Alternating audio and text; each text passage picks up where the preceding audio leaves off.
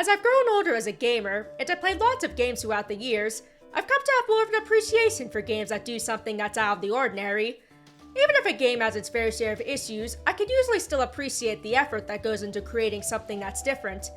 And when it comes to games that are out of the ordinary, I think there's no better example than Katamari Damacy. The opening cutscene gives you a good idea of what's in store, with its upbeat music and bizarre imagery. And it gets weirder from there. The story begins with the king of all cosmos getting drunk one night and destroying all of the stars in the sky.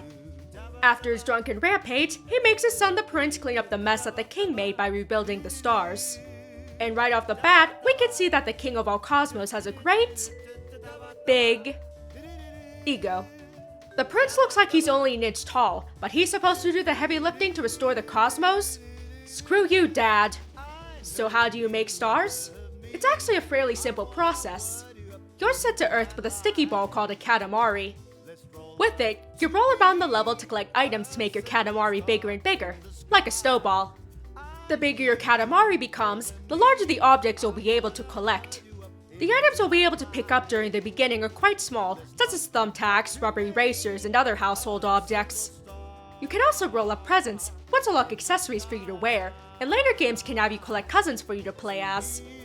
Soon you start to grow so large that you can collect animals, people, even vehicles and buildings. You can even roll up entire land masses and planets in the sequels. The world is your oyster, and you hold the sticky pearl. Now, I know pretty much everyone who's seen this game makes the same comment about how it looks like it was made by someone on drugs. But that's because it's true. How many games are there that let you play as a tiny person that gradually rolls up the entire world, and then some, with a colorful ball while you listen to peppy music? If the game LSD Dream Emulator is meant to emulate dreams, then Katamari Damacy is an emulator of pure surrealism. So how did a game with such a unique concept come to be? It started with a man named Keita Takahashi. He began his career in the arts by studying sculpture in college. One of the requirements from his professors was that he had to explain a project's usefulness in order to justify their existence, something that he struggled with. He didn't want to create a copy of something that already existed. For example, if one were to make a sculpture of a flower, wouldn't you rather have the real thing instead? He also found abstract artists to be pretentious, and believed that they ultimately don't impact anyone with their artwork but themselves. Eventually, he decided that his objective through artwork would be to make people happy. So he made objects such as a goat-shaped flower pot that would drain excess water through the udders, and a tissue box cover that looked like a hippo. While they were practical objects, the designs were also humorous to his peers. After graduating from college, he decided that the video game industry was the best way for him to bring happiness to people through art. Eventually, he was hired by Namco as a part of their art department. There were 4 goals he wanted to meet through a game he created. It had to be something new, easily understood, enjoyable and funny, and something that could only be expressed in a video game. He also felt that in order to justify a game's existence and to make it memorable to people, it needed to have a punk aspect, something that set it apart from other games. While punk might not be the first word that comes to mind when you look at Katamari Damacy, the fact that his presentation and gameplay are very unconventional compared to so many other games makes it fit the punk definition quite well. Bringing the concept from idea to game, however, would be a lot easier said than done. You see, the department that Takahashi was employed in had very little, if any, input when it came to pitching ideas for games. Even though his superiors found his idea interesting, they couldn't make any kind of decisions to create the game because they were in the art department, not the game design department. So it was a tough situation for Takahashi, with seemingly no solution in sight. Then, his boss Fujitoshi Ozaki had an unusual idea.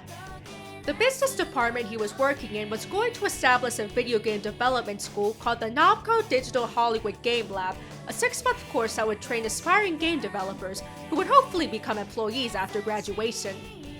These new students were learning to be CG artists, so Ozaki needed a game idea that would be easy to collaborate with these students who were brand new to the field. He chose Takahashi's idea, suggesting that creating objects for the Katamari to roll up would fit the criteria. And so, the 8-month prototyping stage began. The development team had originally intended for the game to be on the PS2. And indeed, that was the system it was eventually released for in 2004. But it wasn't always that way.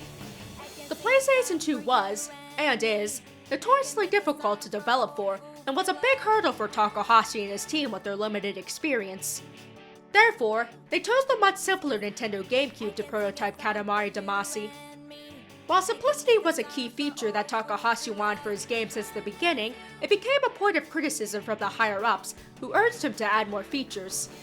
Takahashi, however, ignored those requests and admitted that while simpler isn't always better, he was firm in his belief that Katamari should simply be about rolling. It was a decision that paid off, because despite the quirky premise, it was successful in Japan and America.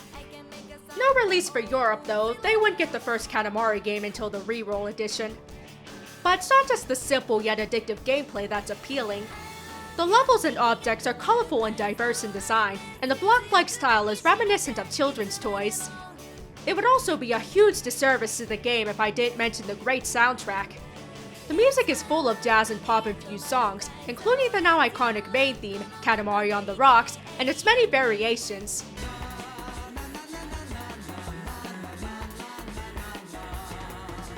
Really, nothing goes better with the sound of people screaming in terror as they're rolled into a ball against their will than an energetic soundtrack. Don't worry though, they're safe after all this. Somehow. Don't let the happy images and music fool you though. This game can be downright brutal at times. Many times you'll believe that you passed a level with flying colors, only for the king of all cosmos to tell you that you were only barely adequate. Well, I don't see you busting your ass out here, you real douchiness. There are also many variations to the levels, such as having to roll up a lot of swans in order to create the Cygnus constellation.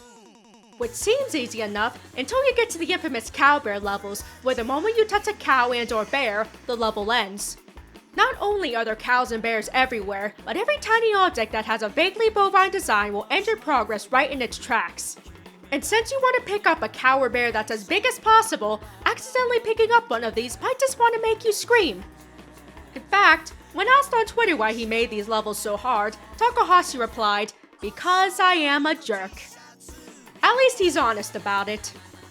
In my opinion though, Cowbear has nothing on the campfire level in the sequel. Fuck that. There are a lot of game developers out there who want to use the medium to tell a moving story, or to push the current technology to its limits. And I think those are admirable goals. But I think it's also just as admirable to simply want to bring smiles to the people who play their games, and I would say that Katamari Damacy succeeds in that very well. Sometimes it's the simplest things that bring immeasurable joy to people, which makes them keep coming back for more. It's why even games like Harvest Moon and Animal Crossing continue to draw people in with their simple premises.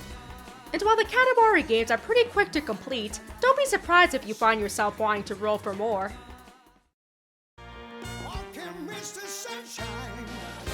Thanks so much for watching! If you enjoyed the video, be sure to click like, and subscribe if you want to see more.